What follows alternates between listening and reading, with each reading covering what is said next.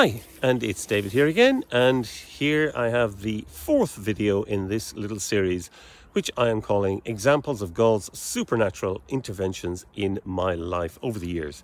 I'm doing these in response to a question from an atheist friend, which he posed when we were having a discussion/argument, atheism versus Christianity, and he just wanted examples of God's supernatural intervention. So I've got a few particularly unusual ones coming up. This one is, so I've become a Christian. I've come back to England, taken up my job, and probably a few years down the line of being Christian, I'm attending an evangelical church here in Dorset. And the issue of baptism cropped up. Now, this is an issue that different Christian traditions address in different ways. We'll all be aware of, well, most of us will be aware of the sort of ceremony of baptism when a baby is born and you bring the baby along, get water poured on the head.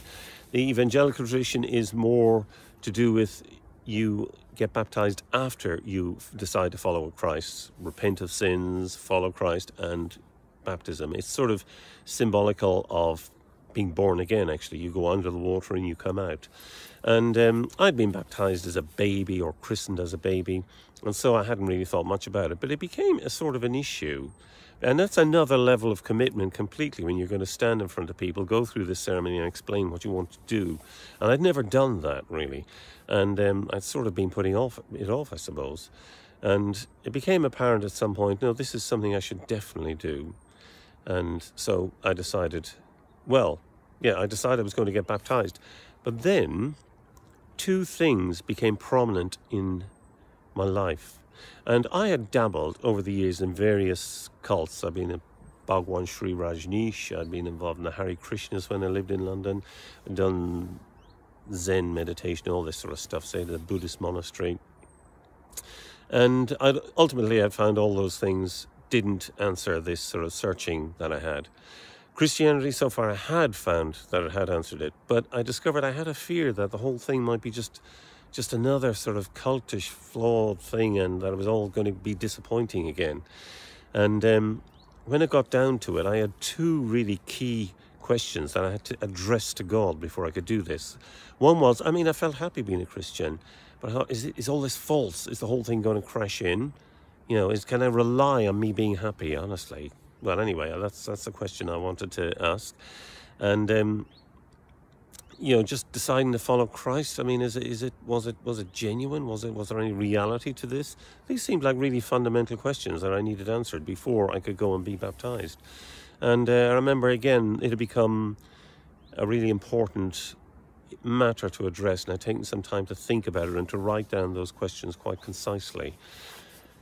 And anyway, then at that time at work, we had there was a little group of us Christians, and we used to meet sometimes and talk. And no sooner I'd have written those questions down than we were out doing a concert somewhere. In the interval, we met. We'd read a bit of the Bible and chat and pray together. And the bit of the Bible we read on that day just happened to be, no one planned anything. It was just, again, so-called random. It was the beginning of John's Gospel, the beginning of chapter 15 in John's Gospel.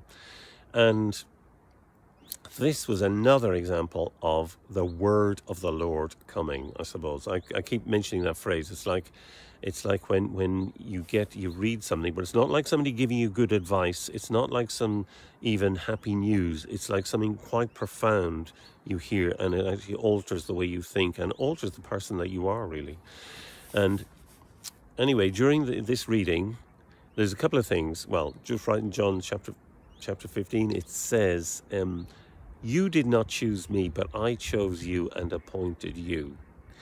And that was sort of God saying that it wasn't like I just randomly chose Christianity. I had chosen it. We all have a choice to choose or reject this stuff. But ultimately, sort of God is God of the world. He chooses us as well. He was just saying, no, it's not just sort of random choice I made. This is a really profound thing that I've undertaken. And also it says in that thing, I've told you this, that my joy may be in you and that your joy may be complete.